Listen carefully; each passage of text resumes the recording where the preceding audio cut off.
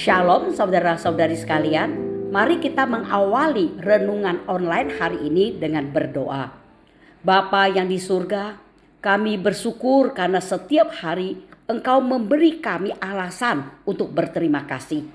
Namun kami sadar, seringkali kami hanya bersyukur ketika keadaan baik.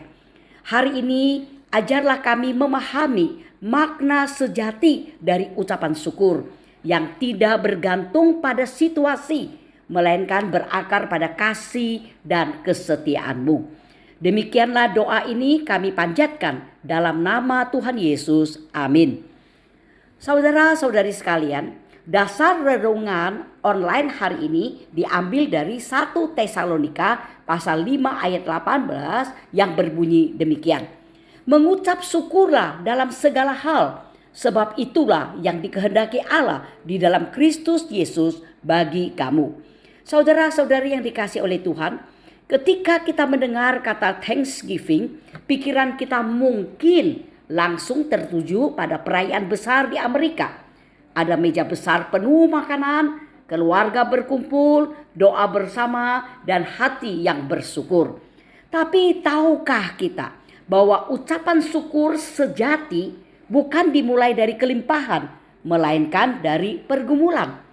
Thanksgiving pertama dalam sejarah Amerika tidak terjadi di masa kemakmuran, melainkan setelah tahun yang sangat berat. Pada tahun 1621, sekelompok kecil peziarah Kristen dari Eropa mendarat di tanah yang asing. Tanpa cukup makanan, tanpa rumah, dan menghadapi musim dingin yang mematikan. Setengah dari mereka meninggal dunia.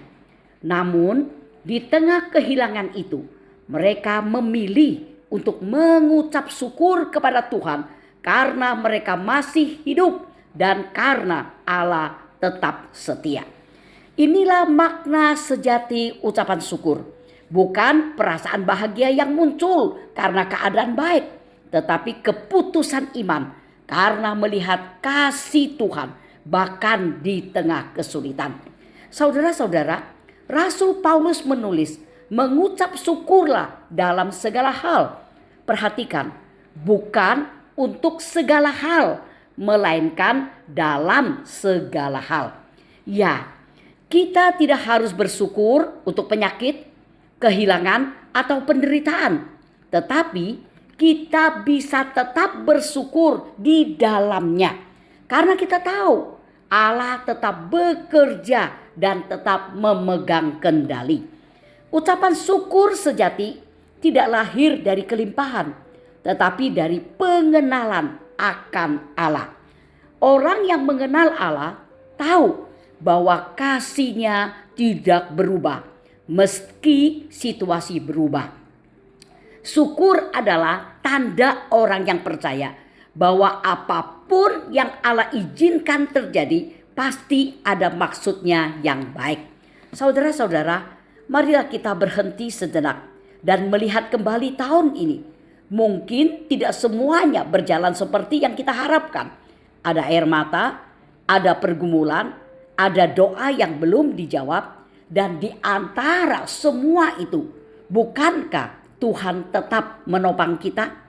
Bukankah Dia tetap memberi kekuatan untuk bertahan, memberi orang-orang yang mendukung kita, memberi penghiburan saat hati kita hancur? Nah, itulah alasan kita bersyukur. Saudara-saudara, syukur mengubah perspektif dari fokus pada kekurangan menjadi fokus pada kasih karunia. Dan saat hati dipenuhi syukur, damai sejahtera Allah pun memenuhi hidup kita. Saudara-saudara, hari ini tulislah 3 hal yang kita syukuri. Bisa hal sederhana seperti nafas, keluarga, atau kasih Tuhan yang tak berkesudahan. Biarlah ucapan syukur menjadi gaya hidup, bukan sekadar perayaan tahunan. Amin. Mari kita berdoa. Tuhan Yesus, kami ingin belajar bersyukur seperti Engkau mengajarkan kami. Bukan hanya ketika berkat berlimpah, tetapi juga di tengah kekurangan dan kesulitan. Tuhan, terima kasih Engkau setia memelihara kami sepanjang perjalanan hidup ini. Isilah hati kami dengan sukacita dan ucapan syukur yang sejati, agar hidup kami memuliakan-Mu dalam segala hal. Dalam nama Tuhan Yesus kami berdoa. Amin.